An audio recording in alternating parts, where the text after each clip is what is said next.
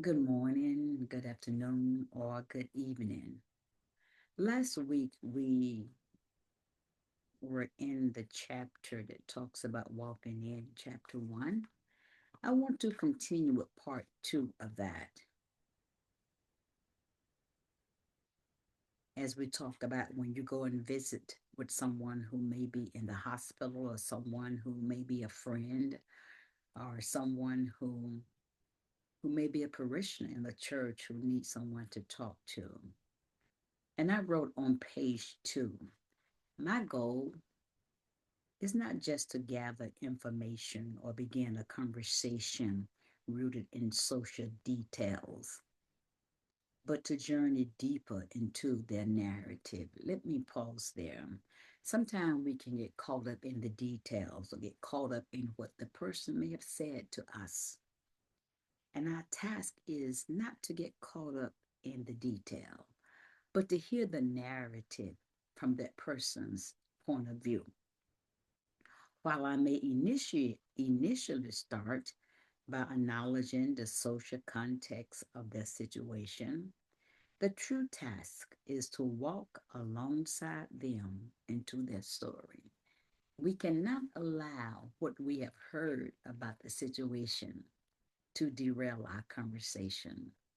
As a matter of fact, we cannot allow what the person may have said yesterday or 2 weeks ago to derail the conversation because they may be in a different space than when you talked to them last. So our agenda can never disrupt what the person's present agenda might be. Then I wrote, I seek to understand how they interpret their illness. Remember, every person interpret whatever they're going through their own lens, through their own worldview, their own family dynamics, their own past history. They interpret their present situation through different lens. So I cannot bring my lens to bear upon their story. I have to listen to what they are saying and how they interpret their particular story. It's about making meaning. Many of you may know or have heard of Viktor Frankl. Viktor Frankl wrote a book entitled Man's Search for Meaning. He talked about his time in the Auschwitz prison in Germany and how he used what he called logotherapy just to get through the grim situation that he was facing. People use logotherapy without realizing it's logotherapy. They have used certain things to help them to get through whatever the illness might be. So we have to position ourselves to bring a chair and listen to their interpretation, how they might find meaning in their suffering. I know it may sound difficult to understand at times that people are finding meaning in their suffering. Yes, people find meaning. That is what gives them the wherewithal to move forward. When they can find meaning, not asking why it happened, but lingering in the what has happened. How do they make meaning of it for themselves so that they can get through another day? Then I wrote here, by moving past the surface, I aim to enter the places where they wrestle with their pain, joy, fears, and hopes, guiding them toward new insights or meaning that can bring them comfort and peace, even in the midst of their struggle. Pausing long enough to listen to how they are making meaning of their stories, and then empowering them with what might be their own personal or spiritual resources to glean a deeper meaning of their own suffering. It is essential, all right, to approach it with a hermeneutics of suspicion. I learned that word uh, a few years ago uh, from a book I was reading. As a matter of fact, I was doing a class on critical interpretation in a D-Man program, and that word came up: hermeneutics of suspicion. It's about making an interpretation, making interpretation of what the story is. And there is a book that I have here. If you can give me a second, I want to pull it out just for a second. Here, I'm back. I am back.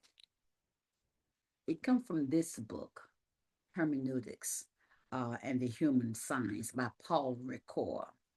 He writes about the importance of using what he called a hermeneutical arc to discover what might be meaning. Now, for those of you who are listening, who may be pastors or ministers or preachers, those who write sermons, we recognize that when we write a sermon, we use a hermeneutical arc in our research.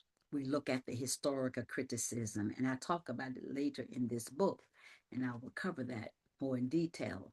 But we look at the historical criticism, what was going on, in history about this text.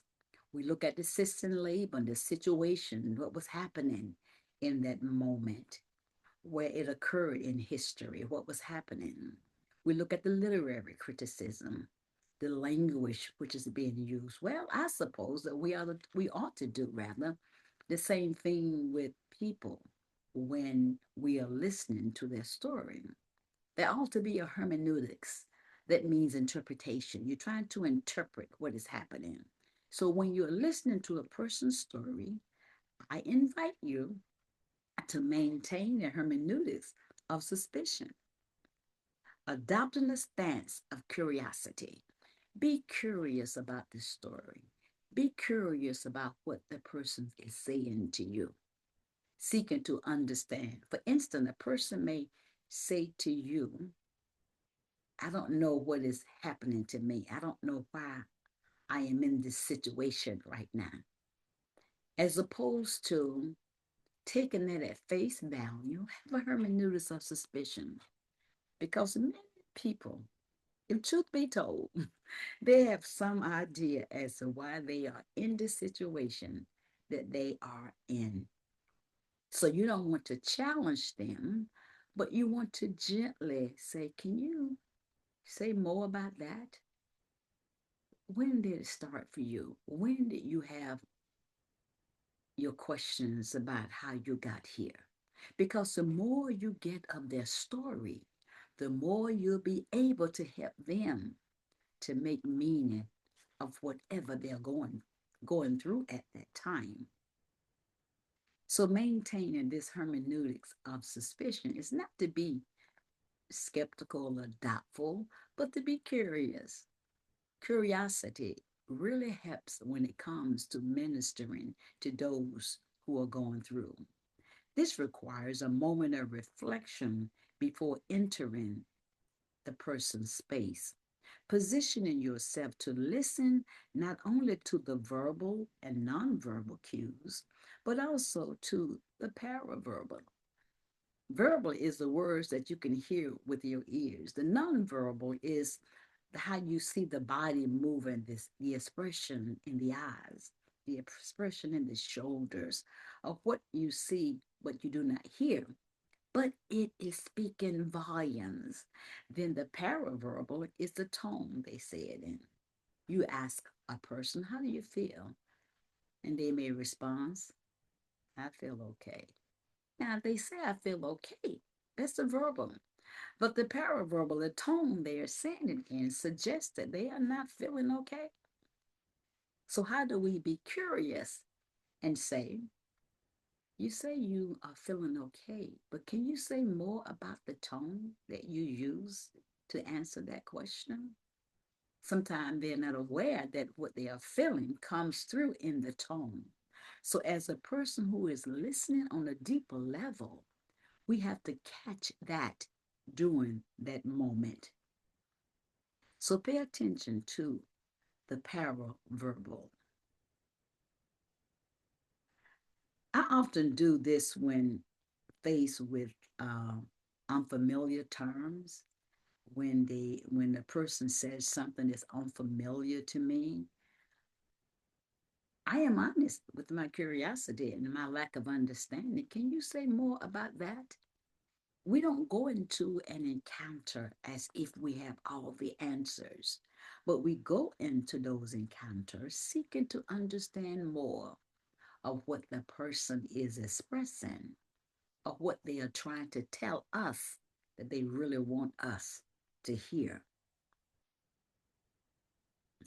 I had a supervisor who said to me once, if you miss the paraverbal, you miss the opportunity to explore at a more profound level. Did you hear that? If you miss the paraverbal, you miss the opportunity to explore at a more profound level. So, as you are listening to the person who may have a problem, who might be suffering, or who just needs someone to listen, don't just listen to the words they are saying. Pay attention to the words, pay attention to the nuances, pay attention to the body language, but pay attention also to the paraverbal. Always listen for the tone they are speaking in because you don't want to miss the opportunity to explore at a deeper level, at a more profound level. And guess what? People are worth it. They are worth your time. They are worth your pulling up a chair and listening to what they have to say. To be a cave walker is to pay attention to the words, to pay attention to the body, to pay attention to the tone they might be speaking in. That's it for today. May God bless you. May God keep you. May you have a wonderful rest of this morning, this afternoon, or this evening. Blessings.